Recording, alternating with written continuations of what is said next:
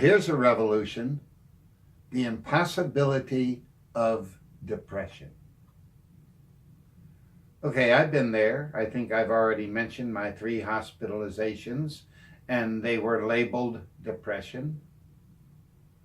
Why weren't they labeled hadn't found himself yet? Okay, now, fast forward 54 years, I say publicly there is no illness depression. Depression is a pharmaceutical company diagnosis. Depression is a symptom of loneliness. That, how do you know you have a friend? You can't be depressed. Okay, you can put the friend that's floating in your head in a room, lock the door, even criticize them so that you can be free to be depressed. It is a mental suicide attempt without the gun to the head or the hanging or the slit wrists. I'll just be depressed. Okay. You also have to really get rid of gratitude. I love life, la la la, isn't going to work. I just think it's a beautiful day, boom. It's not going to work.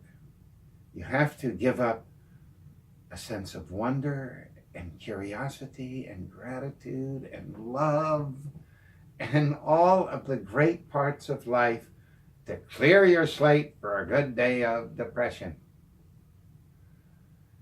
And how amazing that it can instantly disappear in the company of a friend, or a thought of a friend, even a dead friend.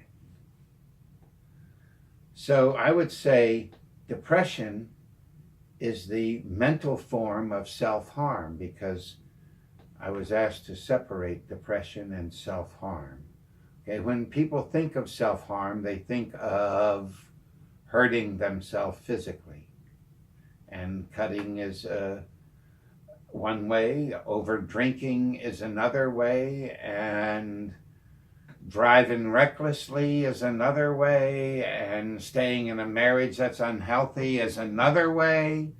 These are self-harm of a physical kind, but I think depression is a self-harm of the mental kind, to where instead of going, wow, I'm so glad with my arms and legs, tonight I'm going to have some of that cantaloupe that is in the refrigerator. Oh, chilled cantaloupe.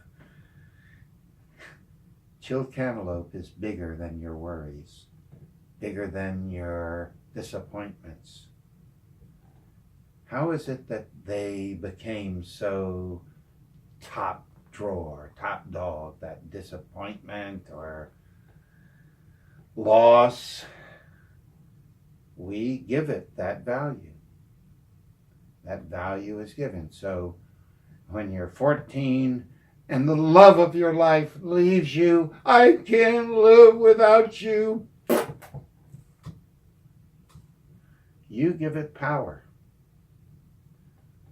In the same way, if you'll notice, in a good moment, you give power to a cat, you give power to a poem, you give power to a walk in the woods.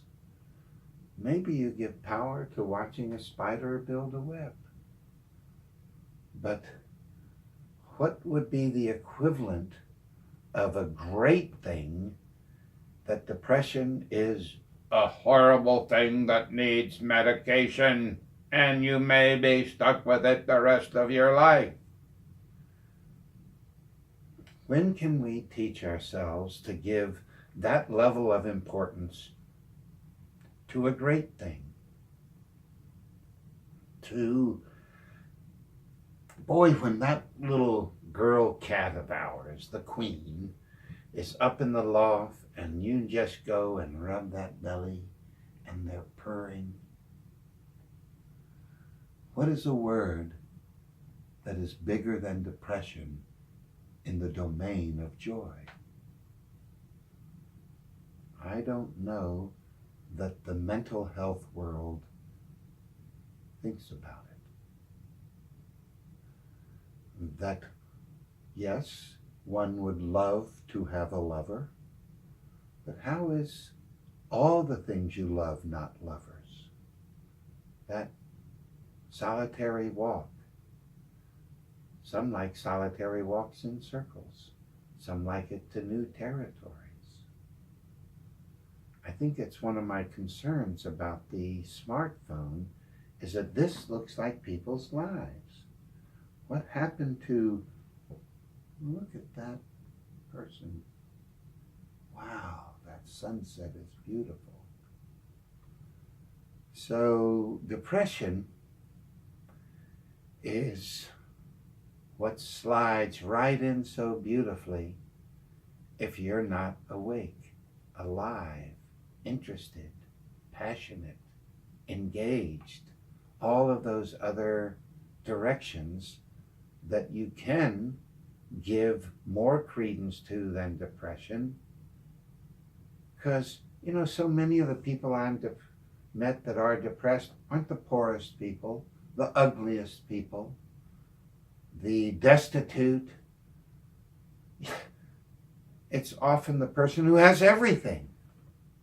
The number of beautiful women, just stunning, playmates of the month kind of women who are depressed. So you can have everything. You're depressed when you're rich. You're depressed when you have your arms and legs. That's why I love this book by a Japanese man who was born with no arms and legs. And the title of his book is Yes, I Can. Because everyone can look at him and go, oh God, if I were that person, I'd want to be dead. That's when thoughtlessness comes in your brain as thought. And thought, undeveloped in your brain, isn't there to go, what a bunch of self-indulgent hooey. Which is kind of what I think of as depression.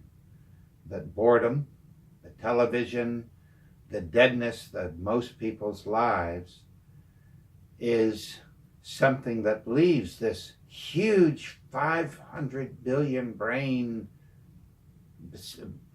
cell brain that can give you everything ever created by it. You're depressed. Blah. Blah to you. Blah to what it does to you, and blah to what it does to everyone surrounding you.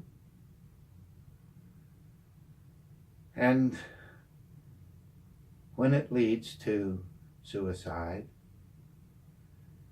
the rest of the people's lives who are left behind are forever damaged. And me, the doctor, has to deal with it. So to hell with depression. You know, just wake up alive and grateful and go out and sing to the world. Hug a tree, yeah, follow an ant as it walks over the ground. Don't be an asshole and be depressed. Sorry, that's the doctor talking.